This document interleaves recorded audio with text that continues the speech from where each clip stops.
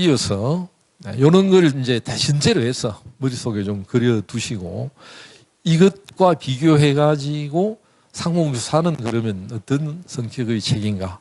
상호사기하고는 뚜렷하게 구분되기 때문에 이 부분을 이제 살펴보도록 하겠습니다.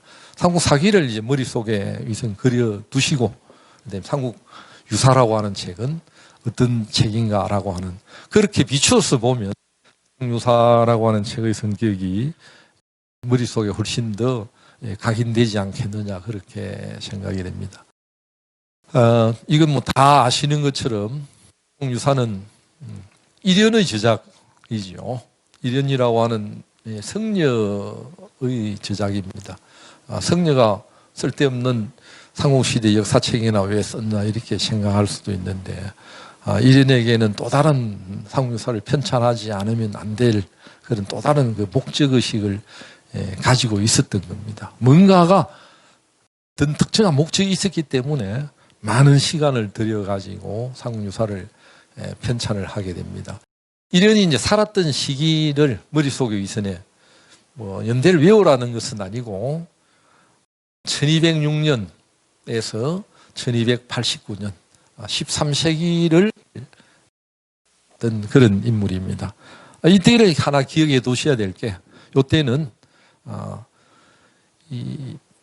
태어났을 때는 무신들이 고려 정권을 장악했던 시기고 성장해가지고 청년기에 들어갔을 때는 몽골이 공격해 들어와가지고 전체 국토를 유린했던 시기였습니다. 전 국토를 다 유린하고 어디 몽골의 말발굽이 미치지 않는 곳이 없었다고 할 정도로 그렇게 크게 침해를 받았던 그런 외세의 공격을 받았던 그런 시기고 말년에 가가지고는 몽골이 직접 지배를 했던 몽골 지배 아래에 들어갔던 시기였습니다. 어떻게 보면 개인적으로 굉장히 불행한 시기, 안정적인 사회였던 것이 아니고 불행한 시기를 겪어왔다 이렇게 이야기를 할 수 있습니다. 그런 가운데 먹고 놀아도 되는데 이 사람은 굉장히 지필 활동을 많이 했어요.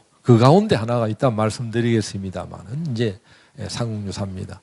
일연이라고 하는 성녀가 그저 먹고 노는 성녀가 아니고 당시에도 이제 그 국통 나중에 국존이라고 그렇게 표현을 합니다만은 우연히 간섭게 최고의 성녀로서 국가로부터 대접을 받았던 정도로 뛰어난 성녀였습니다. 저술 활동을 많이 했습니다. 그런 여가에 상국유사라고 하는 이 뛰어난 역사기록 이게 없었더라면 우리 삼국시대 이야기는 굉장히 황량하고 굉장히 흥미가 없는 그런 이야기가 될 뻔했습니다. 그래서 과거보다도 저는 모두에 말씀드린 것처럼 이련에 굉장히 고맙게 생각을 하고 있습니다. 오늘날도 무궁무진하게 우리의 상상력을 또 최근에 뭐 문화 컨텐츠라고 하는데 수많은 문화 컨텐츠를 여기에 담고 있기 때문에 누구라도 저는 어디 가도 고전 중에 우리 국내 고전으로서는 상국유사를 손꼽아 상국유사는 반드시 상국사기는 읽어보라고 소리를 하지 않습니다. 굳이 상국사기를 읽어보려고 그러면 거기에는 이제 열전의 부분은 읽어봐도 괜찮은데 상국유사는 전체 다를 읽어도 거기는 흥미진진한 이야기들이 많이 나오고 여러분들이 어린 시절부터 듣고 보아왔던 이야기들 어디 뭐 소설과 동화의 소재, 영화의 소재 등등 해서 그런 내용들이 여기 다 들어있습니다. 앞으로도 문화 콘텐츠에서는 상국유사를 능가할 것은 없기 때문에 관심이 있는 문화에 대한 관심이 있는 사람들은 반드시 전 뭐 상국유사를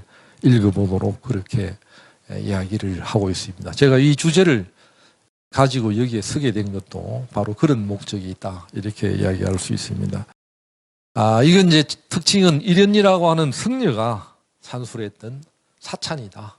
상국사기는 뭐라고 그랬죠?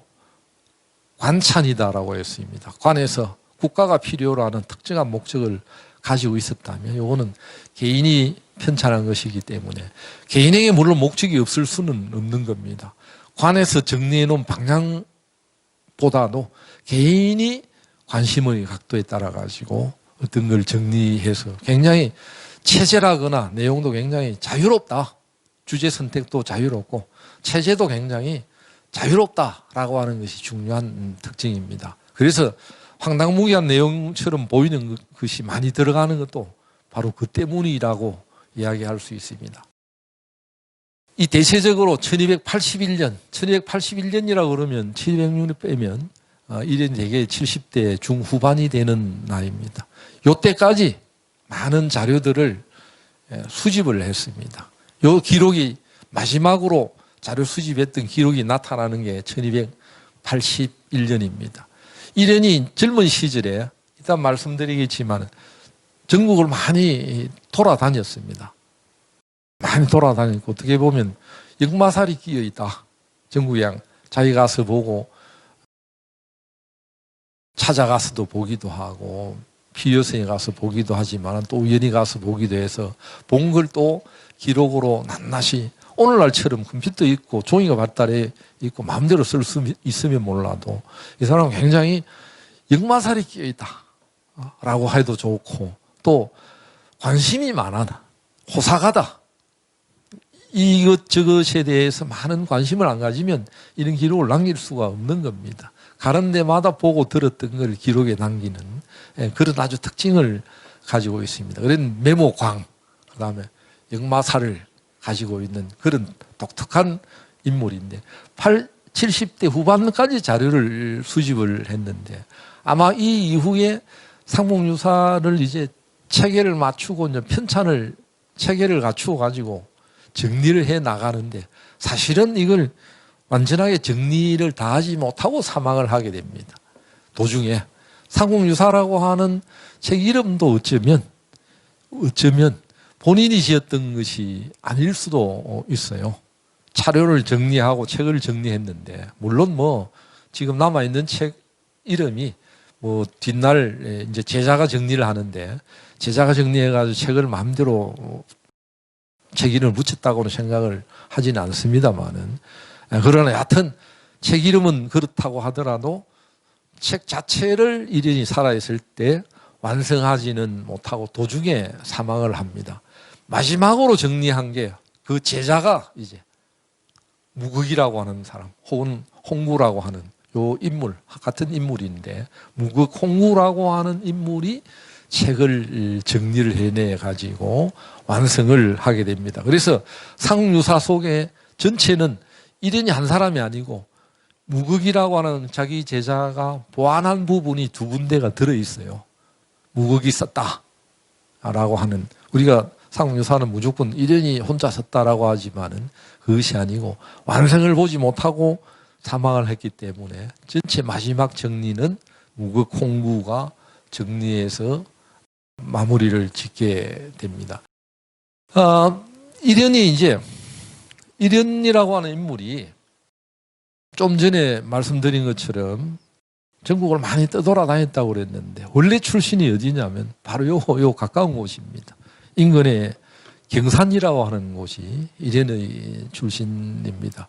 경산에 가면 삼성현이라 삼성을 요즘 뭐 행사도 많이 하고 그렇죠.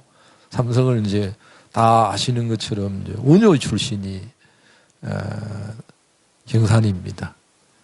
원효의 출신이 경산이고 그런데 이련도 경산 출신입니다. 물론 9살 때까지 경산에 살았지만은 그 이후에 이제 고향을 떠나가지고 떠돌이 생활을 하게 되는데 원효는 이련에게 굉장한 그 고향 선배죠. 고향 선배인데 이련은 원효에 대해 가지고는 그렇게 높게 평가를 하지는 않는 것 같아요. 상국유사에 보면 이련은 원효의 어떤 실수랄지 원효의 모자라는 부분 이런 거에 대해서 많이 서술을 하고 있습니다. 왜 그런지는 잘 알 수는 없어요. 세 번째 인물이 누구냐면 설총인데 설총은 사실은 경산 사람은 아니고요. 설총은 경주에서 태어났는 사람입니다. 경산 사람들이 이 3인을 데려와가지고 삼성이라고 그래서 현장 사업도 하고 이렇게 하는데, 사실은 이련이 가장 오래 살았던 곳이, 지금 저 84살 살면서 그 중에 한 35년 정도, 어림잡아 35년 정도를 대구에서 보냈습니다. 그 대구 사람들도 대구에서 35년 정도의 삶을 보냈던 걸 잘 몰라요. 주로 어디에 있었느냐 하면 비슬산 자락에 있었습니다. 비슬산 자락. 원래 이것을 포산이라고 하는데, 포산.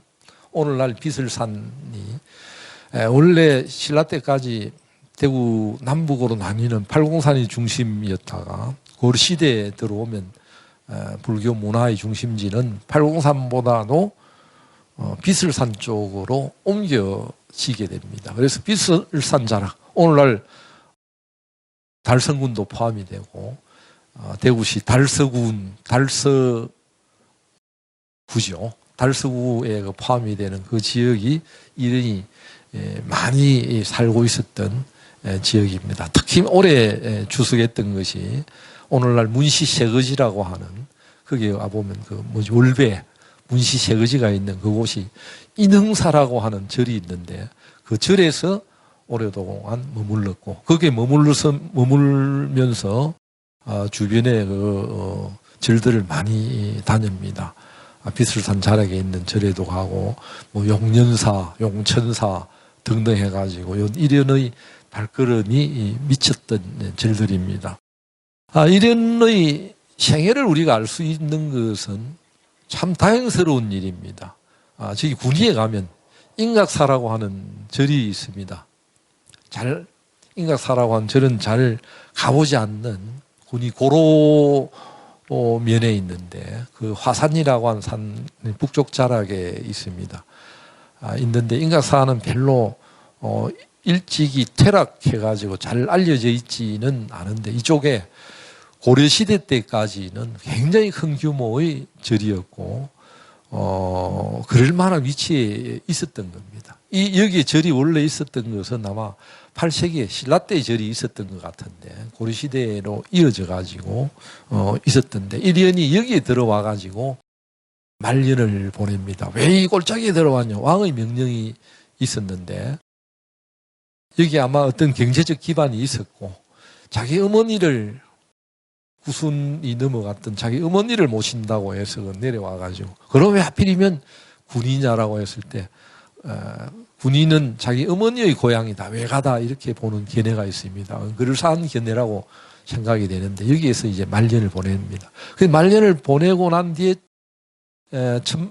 1289년에 사망을 하는데, 이로부터 6년 뒤에 여기에 이련의 화장을 해가지고 이제 무덤을 만들고, 선사들의 무덤이 부도지요. 탑을 만듭니다. 탑에 선사들이 화장한 유골을 넣고, 거기에다가 비를 세우는데, 그 무덤이 그로부터 북쪽에 한 1km 정도 떨어진 곳에 부도밭이 있었는데, 거기에 있던 걸 지금은 인각사 경내에 옮겨왔습니다. 그런데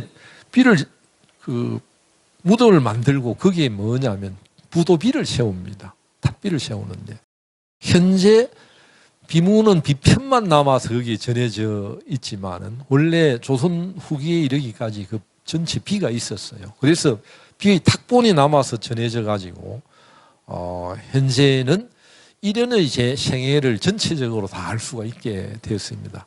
탁본이 남아서 어떤 형태로든지 남아서 전해져 가지고 몇 점이 남아서 전해졌는데, 아마도 조선 19세기 전반부까지 이 비가 그대로 있었던 것으로 생각이 되는데, 흔히 왕이지의 집잡이라고 그래서 글씨가 좋아요.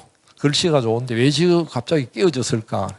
글씨가 좋으니까 옛날에는 기자신앙이라고 그래가지고 일반인들, 민간들이 아이를 못 낳으면 아이를 낳고자 하는 그런 생각에서 조선 후기에 많이 유행을 합니다. 그래서 부처의 코를 베어 먹어가지고 그걸 삶아서 그 물을 마시면 잉태를 할 수 있다. 남자아이를 잉태할 수 있다. 이래가지고 불상 가운데 코가 성한 불상이 없죠. 대개 이제 그 돌로 만들어진 불상의 경우에는 코가 바깥에 노출이 되어 있는 것 중에 코가 성한 게 별로 없습니다.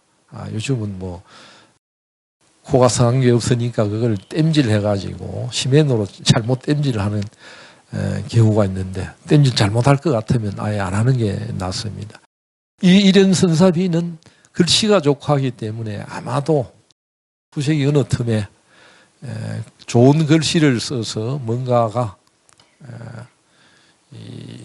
아마도 과거 시험에 합격한다거나 하는 왕이 집잡이기 때문에 그걸 갈아서 먹으면, 글자를 떼어서 갈아 먹으면 뭔가 과거 시험에 합격한다, 이런 신앙 때문에 없어진 게 아닌가, 그렇게 막연하게 추정을 하고 있습니다. 무척 다행스러운 것은 비가 현재 비편이지만 남아있고 탁본이 언제 행해져 가지고 비 전체 내용을 알 수 있다는 사실입니다. 여기에 보면 이련이 경산 출신이고 어디 출가를 9살 때 고향을 떠나가지고 어디에 어느 절에 가서 지내고 14살 때 어디 머리를 깎고 3위 성이 되었다가 뭐 22살에 과거시험 성과에 합격하고 이제 돌아다녀가지고 어떤 절에 가서 지내고 서울에 개성에 올라갔다 왕명을 받고 들어왔다 어떻게 했다, 이런 내용을 대충은 알 수 있습니다. 그리고 더 말미에 가면 이래는 많은 저술을 남겼다 이렇게 되어 있습니다. 저술을 100여 권 남겼다라고 이렇게 되어 있습니다. 100여 권을 남길 정도로 굉장히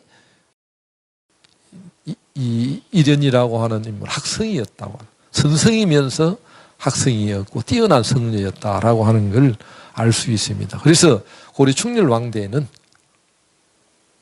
국통에 해당이 되는 보각국존이라고 하는 호를 받습니다. 왕으로부터 최고의 대접을 받았던 그런 인물이고, 100권의 저술 남아있는데 이 책에는 이 비에는 100권의 저술의 이름이 나오는데, 거기 현재 남아있는 건 일본의 중편조동오이라고 하는 책이 두 권이 남아서 전해지고 있고, 국내에서는 거기에 들어있는 책명이 전혀 남아서 전해지고 있지 않습니다. 무슨 이야기냐면 삼국유사는 그 비문 속에 이련의 저작으로 들어있지를 않은 겁니다. 그런데도 우리는 이련의 존재를 아는 것은 뭘로 가지고 아느냐면 삼국유사를 통해서 이련이 아주 대단한 사람이다라고 하는 사실을 알게 된 겁니다.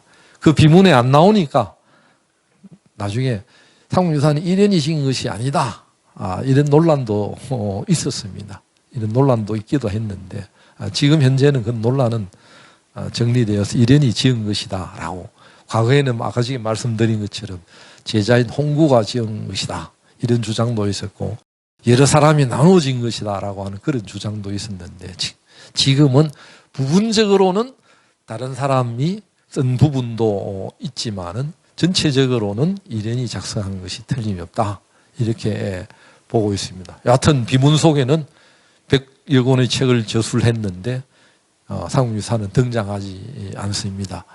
아마도 1295년에 이 비문이 쓰여질 때 고려 문장가, 고려 후기 대문장가였던 민지라고 하는 사람이 있었는데, 비가 1295년에 세워졌으니까 적어도 이때까지 이 책은 정리가 되어서 간행이 되질 않았다 이렇게 알 수가 있는 겁니다. 그래서 최근 처음으로 책이 나왔던 것은 아마 14세기대에 들어와 가지고 삼국유사라고 하는 책이 정리가 되어서 간행이 되었고, 지금 현재 남아있는 것 가운데 가장 오래된 것은 태조 3년본이라고 그래서 조선 왕조에 들어와 가지고 태조 이성계 3년에 삼국유사가 복간이 돼 가지고 남아서 전해지고 있는 것이 가장 오래된 책입니다.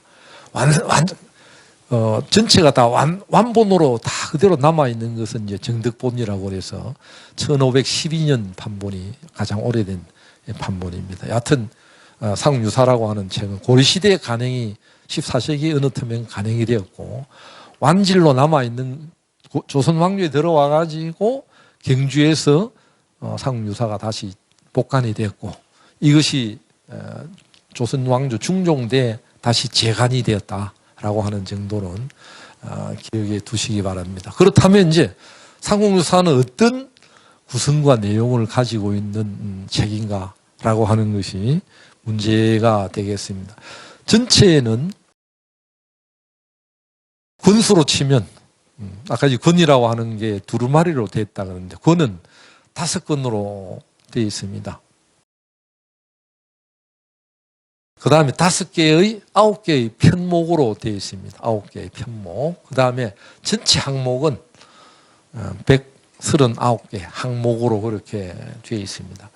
이 가운데 이제 다 기억을 할 필요는 없고 9개로 구성이 되어 있는데 요는 정도로 어떻게 구성이 되어 있느냐 이는 정도로 기억을 해 두시기 바랍니다. 하나는 왕력이라고 하는 것은 삼국사기로 치면 연표에 해당이 되는 겁니다. 왕력이라고 하는 거. 기일리. 기라고 하는 것은 글자 그대로 하면 이상을 기록해 놓는다. 그 이상한 거라기보다 이건 신이한 걸 가리키는 겁니다. 이게 굉장히 중요한 의미를 가지고 있어요. 삼국사기를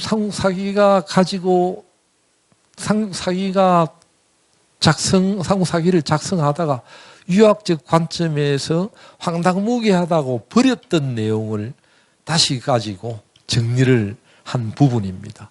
기일과 기일은 어디에 나눠지냐면 통일 문무왕대를 기점으로 해서 그 이전과 이후로 나눕니다. 기일, 여기에는 신이 한 일을 기록한 거. 여기 이제 중요한 게 들어있는 게 뭐냐면 삼국사기가 정리하지 못한 앞으로 이제 주로 이야기해 나가야 될 초점이 바로 여기에 있습니다. 주로 다음에는 이제 여기에 보이는 내용, 신의한 내용들을 가지고 말씀을 드리겠는데 삼국사기에 대한 어떤 반감 이런 것이 작용을 해가지고 그 부분이 여기에 하나가 들어 있습니다. 기가 뭐냐? 신이 한 일을 기록한 항목이다. 신이 한 일을 기록한 항목이 이제 2개로 이렇게 나눠져 있고요. 그 다음에 흥법이라고 하는 것은 이때 법이라고 하는 것은 불법을 가리키는 겁니다. 불교를 일으켰던 이야기. 그 초장에 삼국에 불교가 들어와서 불교가 공포되는 그런 이야기들이 들어있고요. 그 다음 탑상이라고 하는 것은 불탑과 불상에 관한 내용들입니다. 요건 아주 여러분들 하나 기억해 둬야 될 게 경주에 가면 이 당시에 이련이 직접 가서 직접 현장을 보고 방문했던 내용들이 많이 들어 있습니다. 요거는 삼국유사의 내용 가운데 굉장한 보물에 해당이 되는 내용이다. 이렇게 볼 수 있습니다. 불탑하고 불상. 오늘날 식으로 하면 불교 미술사의 내용들을 여기엔 다루고 있다. 이렇게 볼 수 있고. 그 다음에 의해라고 하는 것은 성녀들의 이야기, 유명한 고성들의 이야기들입니다. 우리가 아는 삼국시대 고성이 여기 다 등장을 합니다. 의해라고 여기에 원효부터 원효, 자장 등등 원강 해가지고 성녀들의 이야기들이 여기에 등장하고요. 신주라고 하는 것은 밀교 계통의 이야기들입니다. 이제 주문을 웬다거나 어디 점을 친다거나 하는 것이 전부 이제 해당이 되겠고요. 그 다음에 감통이라고 하는 것은 뭔가 감흥을 받아가지고 신비한 일이 일어났다라고 하는 내용들을 아주 기독교에서 뭔가 예수님의 그걸 받아가지고 뭘 하는 거죠. 기적이 일어나고 하는 기적적인 일들이 거기에 해당이 되는 그런 신비한 일들이 감흥을 받아가지고 신앙을 제대로 가지게 되면 그런 것들 감흥을 받아가지고 뭔가 변화가 나타난다. 그런 내용들이 여긴 들어있습니다. 편이라고 하는 것은 세상을 피해가지고 숨어서 사는 사람들의 이야기. 절이 산으로 들어가고 또 절만이 아니고 일반 사람들도 속세가 싫어서 산을 떠나고 하는 그런 사람들의 이야기가 들어있습니다. 이것도 하나 이제 주목을 해야 될 겁니다. 본인의 이야기가 많이 들어있습니다. 아까 전에 말씀드린 것처럼 이련이 비설산에 들어가 가지고 30여 년을 살았다라고 했는데 그 당시에는 몽골 공격이 있어 가지고 굉장히 어려웠던 시절입니다. 본인도 거기에 일종의 피해를 했다. 난세를 피해 가지고 숨어들어서 살았기 때문에 이 부분을 자기 이야기가 아닌가 생각이 될 정도로 그 관련되는 이야기들이 들어 있습니다. 여기는. 그다음에 효선, 효와 선에 관한 이야기. 효도 선행이다. 이 이제 이런 자기 이야기인 것 같아요. 출가를 할 때 머리를 깎고 출가를 하는데 출가를 할지 말아야 될지 참 부모 형제를 버리고 속세를 떠난다라고 하는 것이 쉬운 일은 아닙니다. 그 가운데 가장 크게 문제가 되는 것은 뭐냐면 효에 관한 문제들일 겁니다. 효에 관한 문제들인데 이게 내용은 뭐냐면 다른 내용도 있지만은 성녀들이 출가를 할 때의 어떤 고뇌. 그래서 이 성녀가 되는 것도 또 다른 효행이다라고 하는 그런 이야기가 여기에 담겨져 있습니다. 자기 자신의 이야기입니다. 사실은 자기도 늙음하게 개경에 있다가 자기 어머니를 복양하기 위해서 고향으로 내려왔는데 아마도 오랜 성녀 생활 가운데서도 가장 마음으로 좀 걸렸던 게 자기 어머니에 대한 생각이 아닌가 그렇게 생각이 됩니다. 그래서 효선편이 여기에 자기의 생각, 자기의 삶과 관련되는 거기 때문에 그런 이야기들을 모아가지고 기록해 놓은 항목입니다. 그래서 전체는 뭐냐면 상국유사는 9개의 전체 편으로 구성이 되어 있다. 그 전체 편은 뭐냐면 중앙에 어떤 건 30개 되고 어떤 건 서너 개밖에 안 되는데 전체적으로 139개의 항목으로 이루어져 있다. 그래서 앞으로 이제 제가 말씀드릴 거는 이제 기편 1과 기편 2에 보이는 흥미로운 이야기들을 주로 가지고 말씀을 드리게 될 것입니다. 그 다음에 이제 상국유사는 그러면 어떤 체제로 된 역사책인가? 뭐 사실 이게 과연 역사책인가 아닌가도 논란의 소지가 있지만은 문학하는 사람은 문학서라고 이렇게 생각을 하고 역사하는 사람은 당연하게 역사서라고 생각을 하는 겁니다. 문학적인 성격도 들어있지만은 여기에는 역사서다 이렇게 이야기할 수 있고 따라서 여기는 체제가 어떤 체제냐 이를 둘러싸고 오래도록 논란이 있는데 여기는 뭐 체제가 특정한 그동안에 나타났던 체제는 없다, 아니다 라고 생각이 됩니다. 무체제다 이렇게 이야기할 수 있는데 그러면 전체가 다 일련의 발명품이냐? 그것은 아니고 그 중에 한 3분의 1 정도, 4분의 1 정도는 2분의 1 정도는 일련의 발명품이다라고 할 수가 있어요. 그러나 기본 틀은 하나는 뭐냐면 고승전 틀입니다. 국내에도 각훈이라고 하는 사람이 이거보다 한 60, 70년 전에 해동고승전을 정리한 적이 있습니다. 그런데 거기에 대해서 어떤 불만을 가지고 있었어요. 중국에도 뭐 당송 고승전이 있습니다. 요 체제의 영향을 기본적으로 받았는데 요 체제를 그대로 가져왔던 것은 아니고요. 이 체제를 기반으로 하되 나름대로의 특징을 살려서 정리를 하고 있습니다. 그게 바로 이제 기편이라거나 다른 데서는 볼 수 없는 게 이 탑상편입니다. 고승전에서는 볼 수가 없는 삼국유사에만 보이는 체제가 이 기편, 탑상편이고요. 그 다음에 이제 다른 고승전에서 볼 수 없는 체제가 바로 효선편입니다. 그래서 이것만 봐도 이련이 상당히 무조건 뺏겼던 것이 아니고 모방을 하면서도 나름대로의 독창성을 가지고 있다라고 이렇게 이야기할 수가 있을 것 같습니다. 그렇다면 왜 이련이 삼국유사를 굳이 편찬했을까? 여기에는 뭔가 수수께끼가 있을 것 같아요.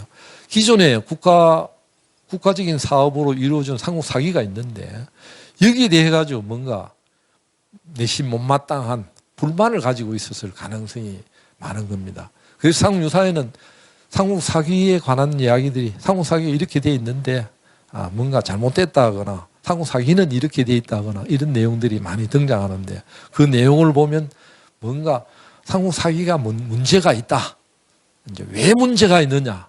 크게 보면 두 가지입니다. 하나는 주로 정치사적인 이야기에 이야기를 서술하면서 삼국 사기는 주로 정치사의 이야기들을 서술한 거니까 여기에 뭔가 빽따기만 가지고 왔기 때문에 뭔가 재미없는 내용들이다.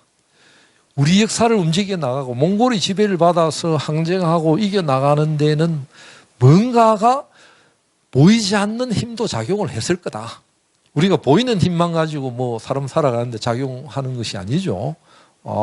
하늘에 대해서 빌고 부처님에 대해서 빌고 하면 신의 한 일이 작용해가지고 영웅이 탄생하고 하는 데는 뭔가 있을 수 있다.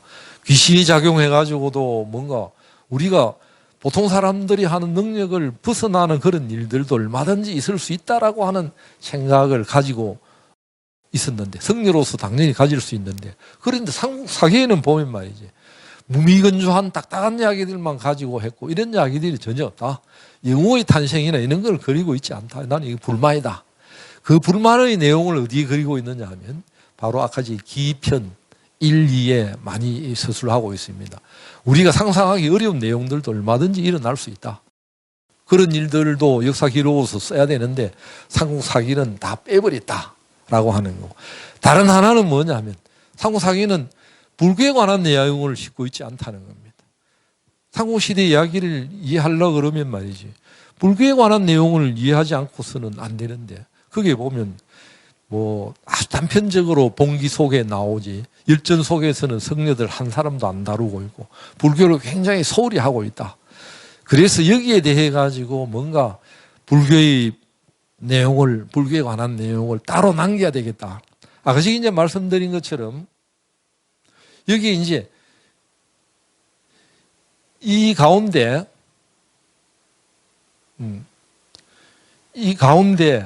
기편 1, 2라고 하는 왕력, 이 부분은 말이죠.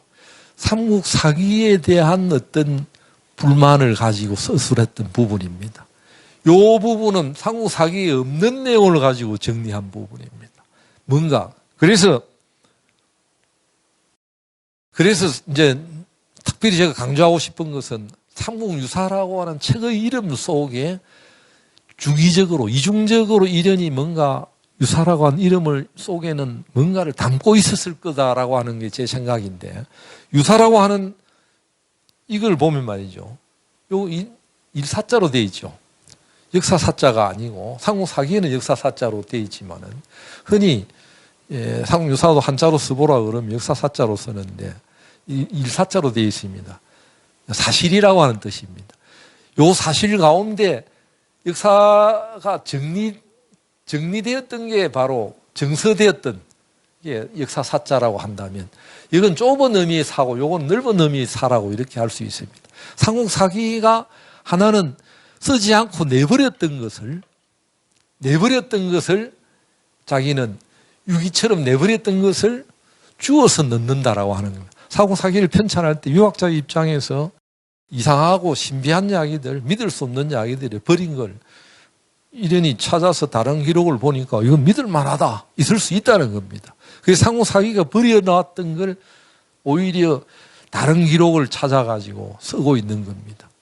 그 다음에 뭔가 삼국사기가 남기지 못했던 거, 남겨야 되는데 불교에 관계되는 거. 유사라고 했을 때 저는 그래서 이 유자라고 하는 것은 두 가지 의미가 있다는 것. 하나는 유산처럼 남긴다. 우리가 뭐 유산을 여러분도 받는데 뭐 받을지 안 받을지 모르지만은 받는다고 생각하는데, 그 받기는 거, 내버리는 거 받는 것이 아니고 남겨주는 걸 받는 겁니다.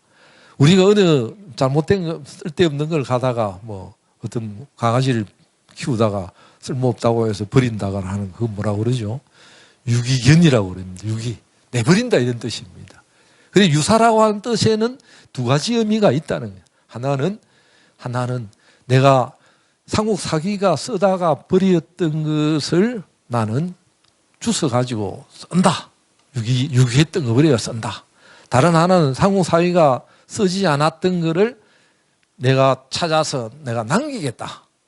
나는 삼국유사라고 하는 유사의 의미에는 두 가지 의미가 들어있다, 이렇게 보는 겁니다. 그래서 여기에는 삼국사기에 대한 반발이 강하게 작용을 했고, 삼국사기가 지나치게 유학자적 입장에서만 정리해서 불교적인 이야기는 쓰지 않았고 또 신비한 일들, 신이한 일들이 역사 속에서는 얼마든지 일어날 수 있는데 이걸 제외시켜 버렸던 데 대한 불만, 어쩌면 상호사기를 보완해야 되겠다는 강한 생각을 가지고 있었던 겁니다.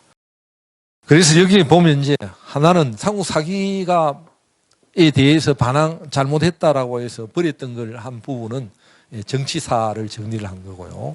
그 다음에 상호사기가 쓰지 않았던 불교와 관련되는 내용들은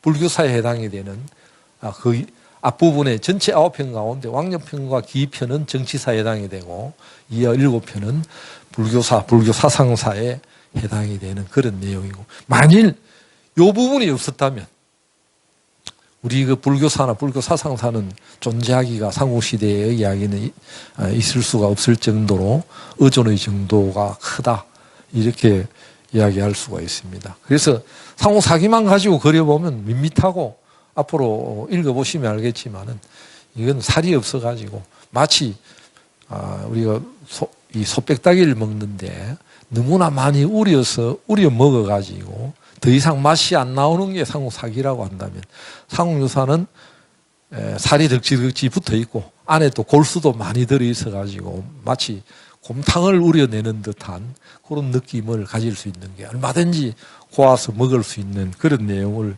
담고 있는 것이 바로 삼국유사다, 이렇게 이야기할 수 있는 것도 바로 그런 측면 때문입니다.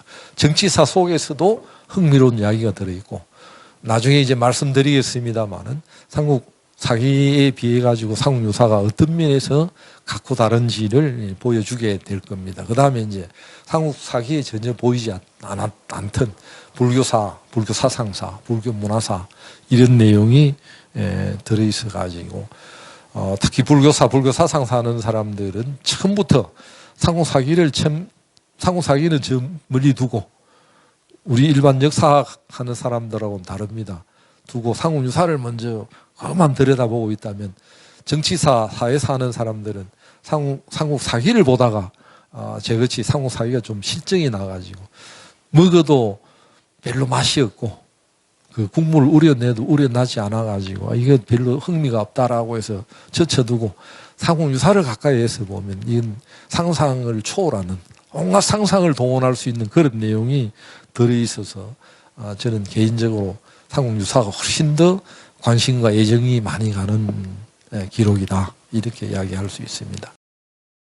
그래서 특히 이제 삼국유사의 그 기편 첫물에 보면 이런 이야기가 있습니다. 공자는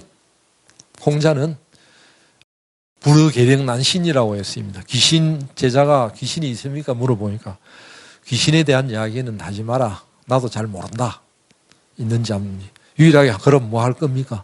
조상에 대한 숭배만 한다, 이제 이런 이야기들이 나오는데, 이것에 충실해가지고 귀신에 대한 이야기를 하지 않으려고 그랬던 게 삼국사기라고 한다면, 그래서 삼국사기의 입장은 뭐냐면 수리부작입니다. 서술하되 만들지 않는다는 건데, 삼국유사는 얼마든지 귀신에 관한 내용은 있을 수 있다.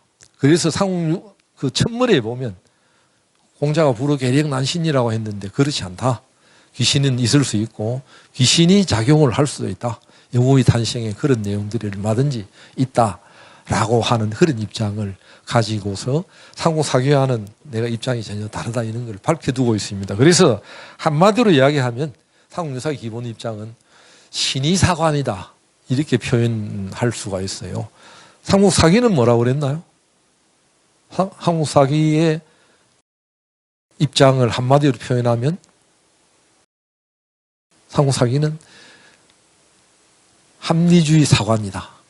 유교적 합리주의를 표방해서 귀신에 관한 이야기는 전혀 언급하지 않다. 신에 관한 이야기는.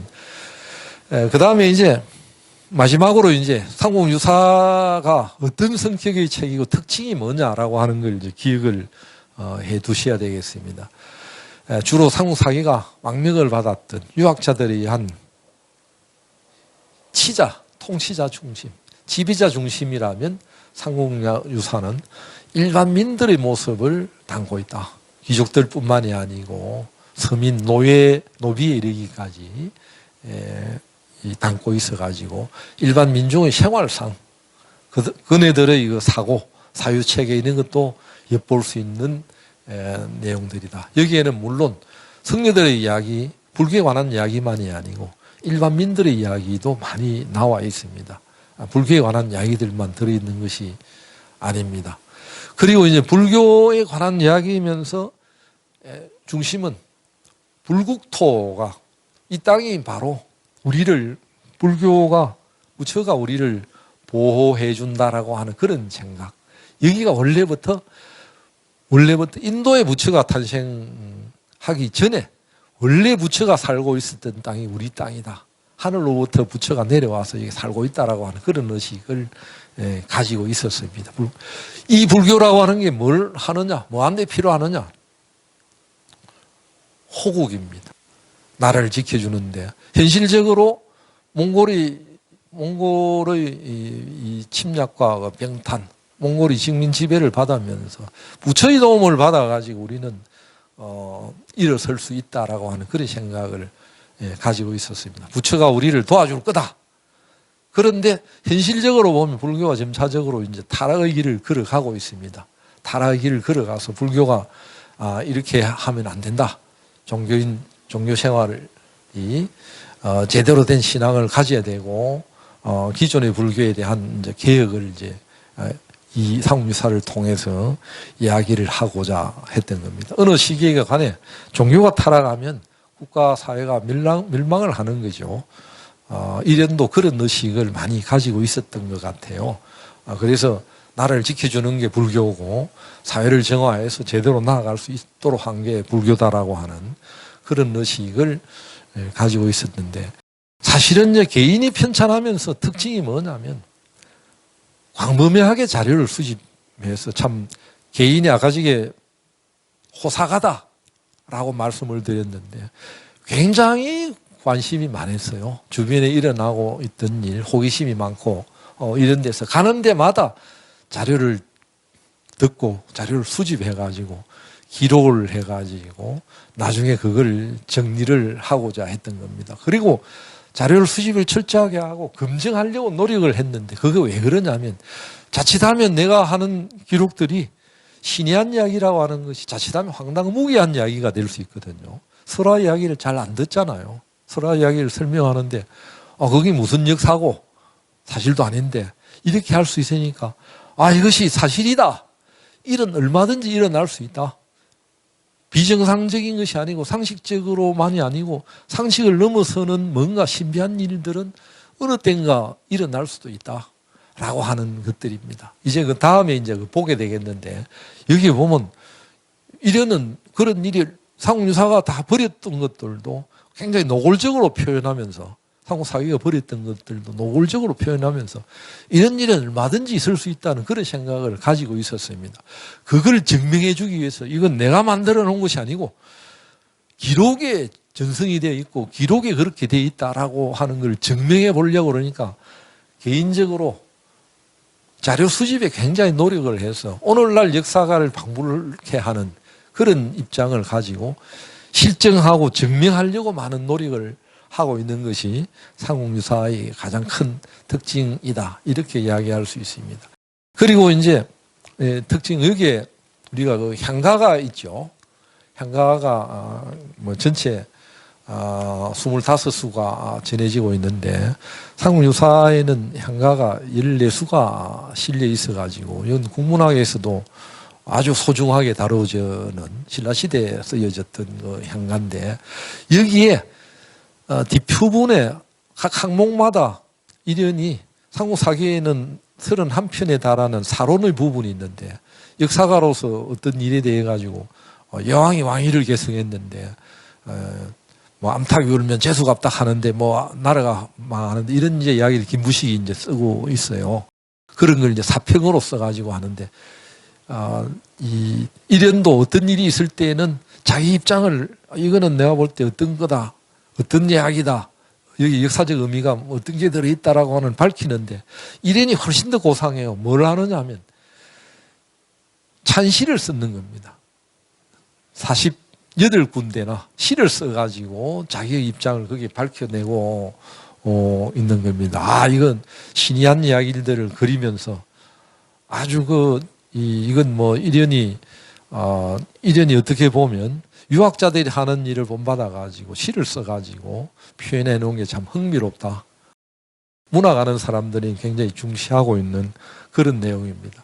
그리고 고대사를 이련이 살던 고려 후기의 입장에서 한국의 고대사를 새롭게 재정립해보고자 하는 그런 생각을 가지고 있었는데 특히 뭘 초점을 두느냐면 민족의식을 일깨우려고 노력을 했던 것입니다. 민족의식이 그 이전까지 이련이 상옥유사를 쓰기 이전까지는 말이죠. 고구려, 백제, 신라, 가야가 가까이 흩어져 있었어요. 이제 고려 시대에 들어와 가지고 고려 후예라고 자처하는 사람들이 통일이 됐는데 통일이 되니까 뭐냐면 백제 부흥운동도 일어나고 신라 부흥운동도 일어나고 가야 부흥운동도 일어나는 겁니다. 다 분립이 되어 갔어요. 이런 지배층이 또는 지역별로 뭔가 나눠져 가지고 분립이 되는 상황에 몽골이 침략해 들어와 가지고 몽골이라고 하는 큰 외적이 들어와서 몽골과 저항해 나가면서 새로이 생겨난 의식이 뭐냐면 이제 민족의식, 민족국가의식입니다. 몽골이 압제를 받으면서 민족의식이 생겨나가지고 여기 중요한 것이 들어있어요. 우리 민족은 원래부터 하나였다. 이 사실은 이제 그렇지 않은데 우리 민족은 원래 하나였다가 나누어졌다. 다시 합친 거다라고 하는. 그래서 첫머리에 보면 뭐가 들어가냐면 당군 신화가 들어갑니다. 이건 중국에서는 사망오제 전설의 시대에 중국 민족이 하나였다가 오늘날 강조를 하는 것처럼 나누어졌다가 하나로 오늘날 합쳐졌다. 중화민족이 이런 것처럼 이련도 원래 우리는 다 당군의 자손이다라고 하는 걸 강조를 하는 것이 이 특징입니다. 이거는 원의 우리보다 훨씬 더 문화적으로 낙후되어 있고 뒤떨어졌다고 생각이 되는 그런 민족의 지배를 받으면서 민족의식이 생겨나고 이 민족의식을 역사 속에 담아내고자 했던 것이 중요한 특징이다. 이렇게 이야기할 수 있습니다.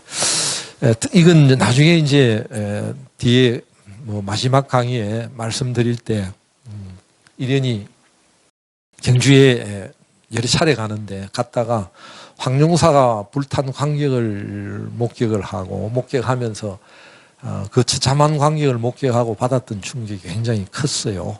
어쩌면 상옥유사를 정리하고자 했던 생각도 여기에서 비롯됐을지 모르겠다 이런 생각을 하는데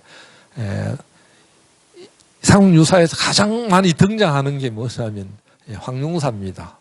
황룡사의 비중을 굉장히 크게 두고 있었는데 이건 나중에 상옥유사 마지막 강의 때 정리하면서 이건 따로 말씀을 드리도록 하겠습니다.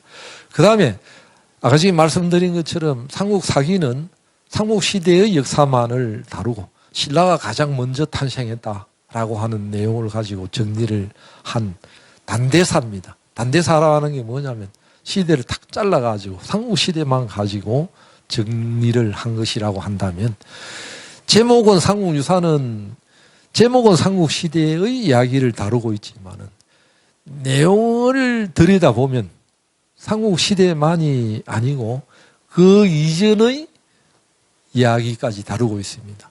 고조선부터 시작을 해가지고 뭐 이만조선, 부여, 사만 뭐 등등 해서 이걸 일러가지고 한 시대의 흐름 전체를 다룬 걸 우리는 뭐라고 그러냐면 통사라고 그럽니다.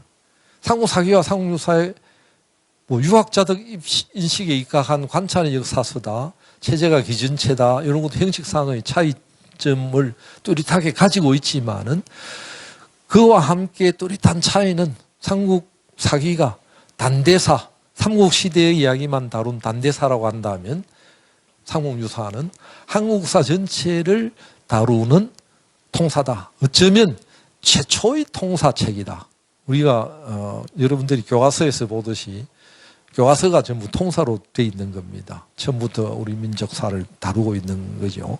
그런 전체 민족 국가사를 다 처음부터 끝까지 다 다루고 있는 것을 통사라고 한다면 삼국유사는 우리 최초의 한국사 통사다 이렇게 이야기할 수 있고, 조선시대에 들어가 가지고 최초로 동국 통감이라고 하는 책이 서거정이라고 하는 사람이 주도해서 정리를 하는 관찬의 책이 동국 통감이 있는데, 아마도 이 동국 통감이 정리되는데 크게 기여를 했던, 영향을 끼쳤던 게 상국유사가 아닌가 그렇게 생각이 됩니다. 사실 이제 말이 짧은 시간에 사실 이게 내용적으로 보면 이게 많은 이야기가 지금 들어 있습니다. 하나하나 다 보여가면서 말씀을 드려가지고 이해도를 좀 높여야 되는데, 오늘 처음에 좀 어쩌면 좀 무겁다고 해도 될 그런 이야기를 짧은 시간에 많이 하다 보니까 이야기가 제대로 전달이 됐는지는 모르겠습니다. 그런데 이런 기본적인 이야기들을 다 기억을 할 필요는 없고, 대충이라도 이런 이야기들이 있어야, 이런 정도 이야기들을 가지고 있어야 내용에 들어가 가지고 아는, 저것은 저런 맥락에서 나왔던 것이다, 상륙사는 이런 내용이다라고 하는 걸 알 수가, 이해도가 높아질 것이기 때문에 제가 이 두서없는 말씀 짧은 시간에 드렸습니다. 다음 주에는 먼저 신라 역사 이야기하고, 그 다음에 신라 역사 이야기를, 천년의 이야기를 2시간 동안 할 수는 없지만은 2시간 동안 대충 엮어가지고 천년의 이야기를 하도록 하겠습니다. 그 머리에 넣어둬야 그 다음으로 넘어갈 수가 있으니까 오늘 이걸로 마치겠습니다.